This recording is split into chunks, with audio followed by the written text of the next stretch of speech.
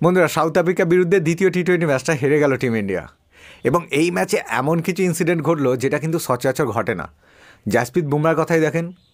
বুমরা নিজের টি-20 ক্যারিয়ারের এই প্রথমবার 4টে 6 খেয়ে গেল।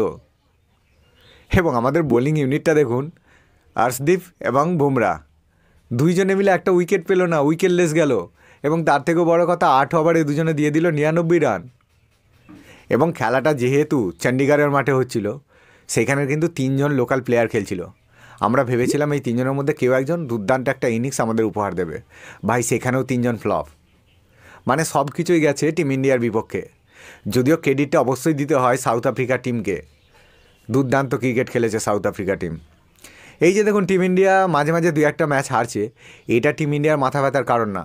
কারণ টিম ইন্ডিয়া 2025-এ আউটস্ট্যান্ডিং ক্রিকেট খেলেছে।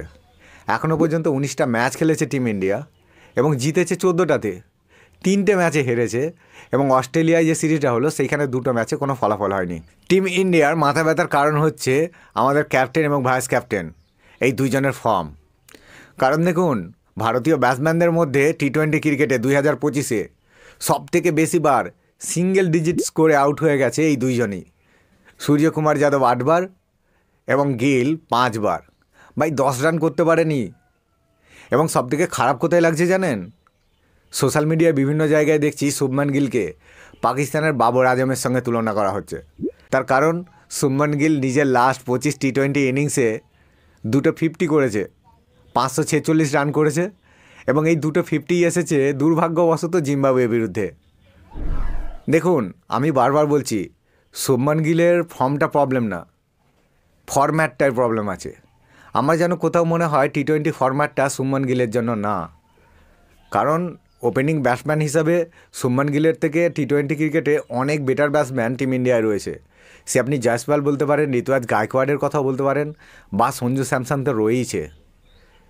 এই যে 25টা ইনিংস, এটা কিন্তু বলেই দেয় শুভমান গিলের ধারাবাহিকভাবে ব্যর্থতা।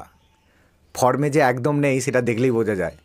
এবং আমরা যদি এবার ক্যাপ্টেনের কথা বলি, সূর্যকুমার যাদব, গিলের রেকর্ড যদি খারাপ হয় তাহলে ক্যাপ্টেন সূর্যকুমার যাদবের রেকর্ড আরও খারাপ। 2025-এ এখনও পর্যন্ত 17টা ইনিংস খেলেছে আমাদের ক্যাপ্টেন এবং রান করেছে দেখুন 201 রান, গড় 15-র নিচে। এবং যেই সূর্যকুমার যাদবকে আমরা একসময় ডিভিলিয়ার্সের সঙ্গে তুলনা করছিলাম, তার ভাই পারফরমেন্সের এই অবস্থা দেখুন। বিশ্বকাপ আর মাত্র 2 মাস মতো বাকি আছে। এই 2 মাসের মধ্যে আমি চাইব টিম ইন্ডিয়া অবশ্যই যে কটা দুর্বল জায়গা রয়েছে সেইগুলো শর্ট আউট করবে।